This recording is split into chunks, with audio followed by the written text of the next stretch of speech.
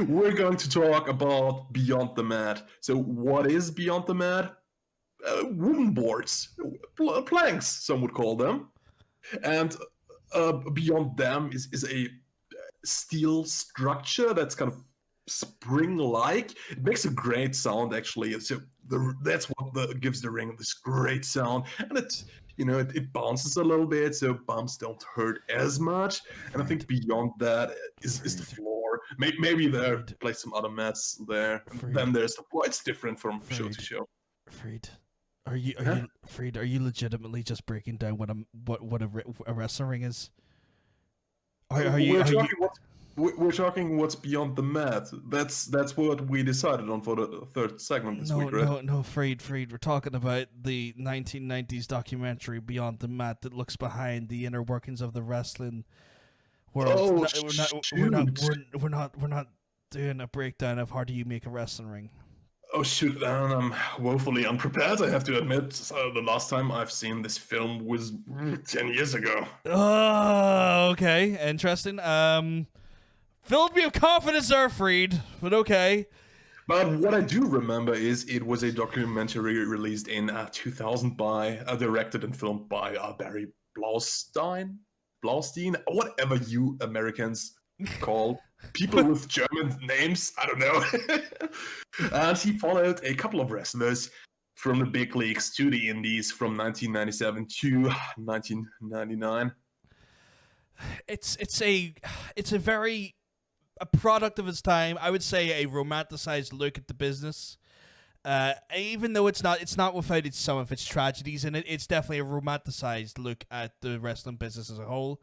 It's Freed's talked about there. We see things from as closer looks into the World Wrestling Federation at the time, because it was not WWE at this time, but still the Fed at this time, as well as a look at the indie scene and prospects of the indies who are looking to try and get into WWE, as well as a little bit of a look into ECW as well, and some of the key players of ECW, including Mr. Terry Funk. Overall, it's a good movie if you are able to overlook a few things, in my mind. In my opinion, it's a very much a product of its time. It romanticizes a lot of aspects of wrestling that are very easy to romanticize when you look past the glaring veneer of what is on the outside of wrestling. Like as the casual fan looking in, wrestling looks like this wonderland where you make dreams come true by being the strongest, most athletically girthed, most charismatic individual in the world, and you can go and make millions and entertain the crowds in the global coliseum. But they're in this day and age, especially with the rise of the internet and internet culture and the possession of information, it does overlook a lot of the darker aspects of wrestling. And even with the advent of the Dark Side of the Ring TV show, it is to me, it's a very romanticized look at the business. I feel like he does get into some of the darker stuff, especially when you look at the guys in training, for example, or the has-beens, or the never has-beens, you know? He does show the ugly side of the wrestling business as well. He does, but it's so much more of a glance rather than an actual full critique of it or a full look at it. We do see the promoter, so one of the first instances of the darker side of the aspects of the ring, no pun intended there, was the look at the actual independent promoter. He was not even he wasn't even a former wrestler. He's actually he runs a training school that a training school ran by, I believe, was it an accountant? The guy who owns it is an accountant, yeah. Yeah, and Roland was his name, I believe. Yeah, and some of the darker aspects of that there, like he was so keen to get wrestlers signed to WWE because he was going to retain 20% of their contracts as revenue. And could you imagine like getting 20, 30 grand per person for everyone you sign from because that would have been about maybe 20% of a WWE contract back then, about 100,000, maybe 200,000. He was set to gain 30 or 40,000 per prospect he would sign or get signed. So there was this sleazy promoter aspect of that there. Promoters are, for the most part, being considered some of the biggest sleazeballs in the industries, especially on the indie level. The amount of horror stories that you hear about indie promoters that screw over talent. He justifies himself. He says, you have to be this way, otherwise the wrestlers will run all over you. That's his justification, yeah. Yeah, I've never been personally in the industry myself in any sort of working capacity, so I don't know the validity of that statement. I know you did train as a wrestler, Freed, and you did do some matches. Maybe you have a better insight to the validity of the claim. I have some experience. I had only positive experiences, but I mean, like, laws in this country are a little bit different from the laws in the big wide United States, where an independent contractor can be signed exclusively to a company. True.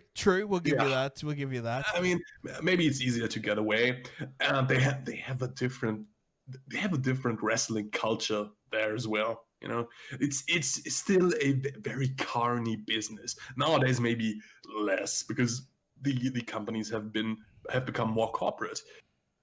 But you know, the carny was still very, I feel like, prominent in the 90s.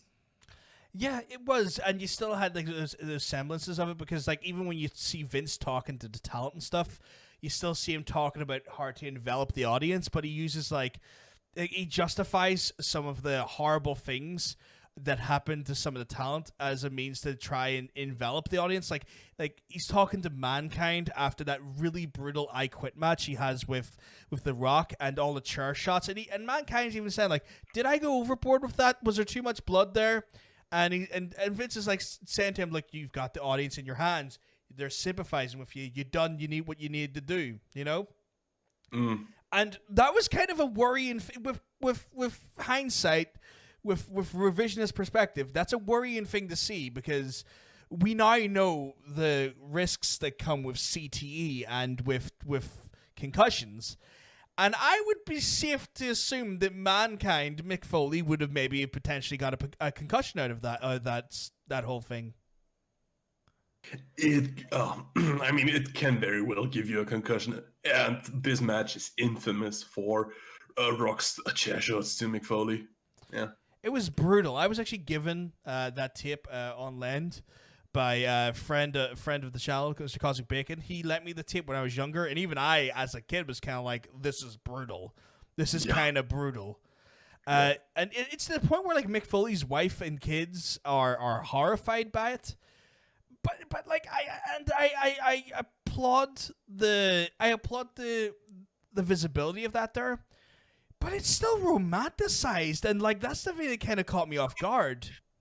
I wouldn't actually call it romanticized because the filmmaker intercuts the most brutal parts of the match with footage of Mick Foley playing with his kids, with footage of Mick Foley just hanging out with his wife, and you know, the juxtaposition of those two very different sides. I feel like, well, for once, one thing, I think it's a little bit cheesy and a little bit exploitative of Mick Foley's family, but I feel like he made the choice to do this to highlight how ludicrous it is what he does in the ring. And that's kind of the story he tells with Mankind at the end. Mankind says, yeah, maybe, rather Mick Foley says, maybe I should step back a little bit from this stuff. And he did retire shortly after the filming of the documentary. I don't know. There's parts of me, I could definitely see what you're saying, but there's parts of me where I can see Mick Foley justifying it. And almost saying, like, yeah, I don't want to do it, but I love doing it. And it's about giving it to the people and giving the people what they want and making these people fall in love with you. And it's what you do in the business. And then you have like the parts where the wrestlers are coming around and obviously showing Mick Foley a lot of respect after the match and stuff. But like, there is parts where people are glorifying what's just happened. And like, that's the part where I felt like it was romanticized. It's like, yeah, but like, The filmmaker even goes to Mick Foley's house, shows him the footage from the match, shows him the reaction of his family to the match. I don't think that's romanticization. Well, for one thing, I think he wanted to tell a compelling story with that, but that's why he does that. But on the other hand, like it's showing Mick Foley you're doing too much, and you can see it in the film. It kind of got to him to see his wife and kids react to their husband and father getting like completely destroyed in and outside of the ring. Yeah, but like it still kind of makes it look like a desirable thing to be part of the industry. Like even at the end of it, he still makes wrestling look like to be this beautiful industry, and still has, even though he shows quite some of the darkness of it, even in his closing statements. Now, with the exception of the draws thing, because you can't romanticize that part, but he's still like the filmmaker still almost has like a whimsical view on wrestling as a whole, and that was weird to me. Think so. Let me just run through the stuff. He shows the indie guys. They talk about you don't make money with wrestling. You have to do another job. You have to put your body on the line, but you don't make money with wrestling unless you hit it big. Their story ends with neither of them got signed. You know. You have the story of Dennis Stamps. I'm sorry. I'm trying to remember who that was. I'm terrible with names. It's the friend of Terry Funk. Oh yes, You know? yes. They call him another has-been, a totally unknown, has wrestled so many hundred matches, but no one knows of him. They show him, yeah, I still keep in shape because you never know when a call comes. They want me to wrestle the next match. Hasn't wrestled a match in 5 years when this is filmed, or in 6 years, you know. So, and you have to check the Snake Roberts stuff, who even tells you, you know, I always wanted to stay away from drugs, but then you wrestle 27 matches a week. And you are on painkillers, you're on drugs, you take this to sleep, you take this to wake up, and the business basically destroys him. They show him on the indie circuit, touring around, and how dilapidated everything is, how there's absolutely no glory. The way he portrays it, Blaustein, is that it's almost shameful, pitiful. I get that there, but it's the way that like the way the end of the movie is framed though, with the music and the words that Blaustein says just feels so weird though. It sounds so like diametrically opposed. Like he still talks about the industry so fondly after seeing all this, and still calls almost like frames it that even in the spite of these things, it's still almost like the dream. Like he does like the way they use the music and stuff afterwards is what really jars me, because we do definitely see all these things, and I will be 100% clear, you're 100% right, they do shine a light on these horrible aspects, but the way the film has been then cut at the end with the music and the closing lines, it just feels so diametrically opposed to the message he was given prior to it. It's such a I wouldn't call it romanticizing. I would call it incompetent filmmaking, allegedly. I mean, the reason I call it romanticizing because it almost makes it look idealistic, you know, and that is romanticization. And maybe sorry. No, go Please ahead. continue. No, that's all. No, I'm saying. please continue. That's all I'm saying. It's like it makes it into a most idealistic situation. It makes it into in spite of its flaws, almost the dream still, and that's weird. Like I find that's the part I find jarring about it, is that he will show these parts of it, but then he always spins it to kind of still be like, but isn't wrestling great? There is another aspect of this, which maybe influenced him of phrasing things a certain way, because the movie kind of had to be signed off by WWE and approved of to get all the backstage access he got. And I can see him trying to, weasel around certain stuff. But the report is Vince didn't mind apparently, but Linda McMahon thought the film was appalling. WWE pulled all the marketing they had for the movie. They claimed it was for different reasons. And yeah, maybe this kind of influenced some of the tone of the movie. Maybe so, and like I get maybe that's why that's happened. Like I can totally understand that the director's putting in a rock and a hard place, but it's one of those ones where it still felt jarring though. Like I feel like with modern eyes when I see it, I like in this day and age, especially if the amount of like media that we consume from a visual standpoint, like YouTube and stuff, and the controversies. Not that we want to get into what YouTube controversies are and how they play into it, but like, I've spent my time trying to understand what's going on sometimes and trying to understand where they come from and whatnot, and it's led me down a path of understanding how media works with the use of music, angles, all of this stuff here, and with modern eyes looking at this movie, I kind of like, you make a lot of good points, and then you do that ending where you use that music and you use those words and you use that language and you still almost play into it with an almost idealistic mysticism is baffling to me. It's like the point trying to be made is so undercut by the tonal nature of the editing choices at the end. It's like I said, I would call the ending incompetent filmmaking, but I don't think anyone can watch this movie and at the end still think, oh yeah, wrestling is just this glorious business. No, I think he does a very good job of showing you that there actually isn't glory. Like it's you don't make money, you get hurt a lot, you can get addicted to the fame, you can get addicted to various substances. It's a business. Most guys don't make it out alive. I wonder was this movie a response to Wrestling Shadows? I don't think so, because the movie came out, Wrestling with Shadows, in 98. Yeah, so this comes out in 2000, does it not? Do you think but he started filming in 97. It could still have influenced him. Yeah, because I know like Wrestling with Shadows is such more of a hardline take of like how horrible the business can be.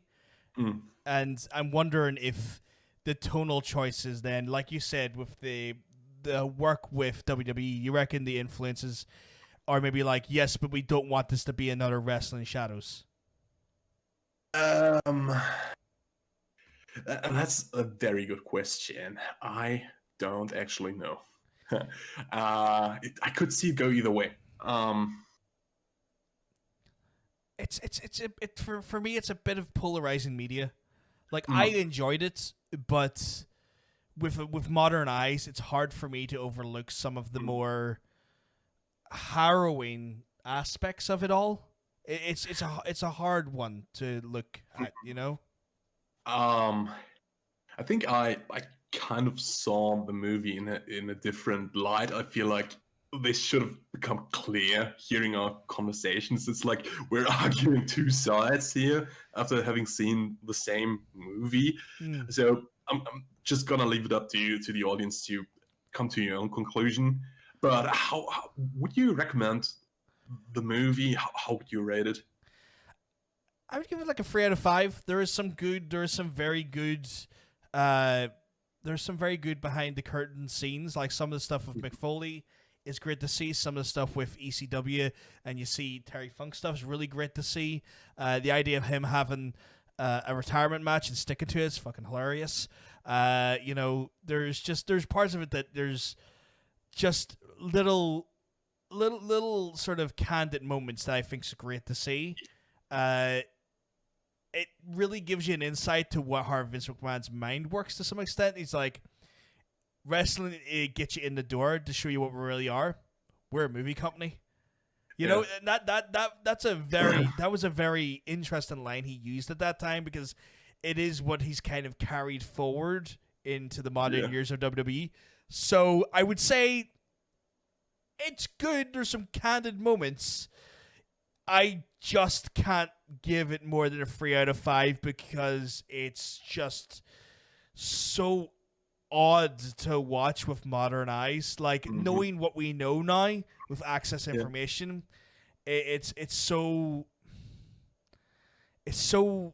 light, a bit too light. I feel like the raw nature of it is missing, and it makes me kind of appreciate the Dark Side of the Ring a little bit more.